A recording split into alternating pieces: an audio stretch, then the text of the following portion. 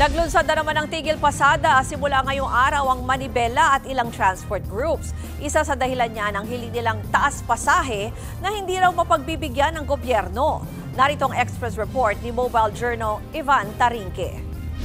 Magpapasko na pero hindi pa rin matutupad ang hinihintay na Christmas gift ng mga jeepney drivers. Ang dagdag piso hanggang 2 piso sa pamasahe.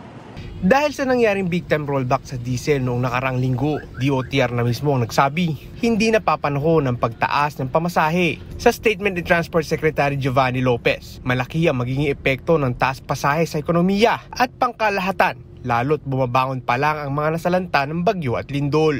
Isa pa, ayon sa Department of Economy, Planning and Development, 2 taong inflation ang magiging resulta ng taas pasahe. Dismayado naman ng jeepney drivers dahil matagal na nilang hinihirit ang taas pasahe. Parati naman ganyan eh. Kung katuwiran nga namin, naglulukuhan na lang. Ano pang magagawa natin kung talaga sinabi nila, sa pwesto sila. May ilan ding operator na nagsabing mas bumabagsak ang kanilang kita dahil sa mga koloro ng sasakyan na patuloy na bumabiyahe ng walang prangkisa. DOTR at LTFRB na mismo nagsabi, halos 30% ang arawang kita ng mga lehitimong PUV ang nasasalo ng mga kolorum. Mas makakadagdag siguro kung wala yun. Mas maraming mabubusog na pamilya. Yun, ganun ang magiging sistema siguro pagka nalinis yung mga ganun.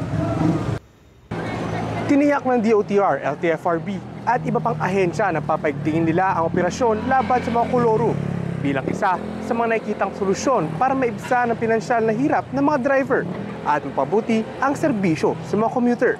Nagbabalita mula sa Frontline, Mobile Journal Ivan Tarinque. Mga kapatid, Ruth Cabalco, para sa mabilis na pasada ng mga balitang dapat niyong malaman, mag-follow at mag-subscribe sa social media pages ng News 5.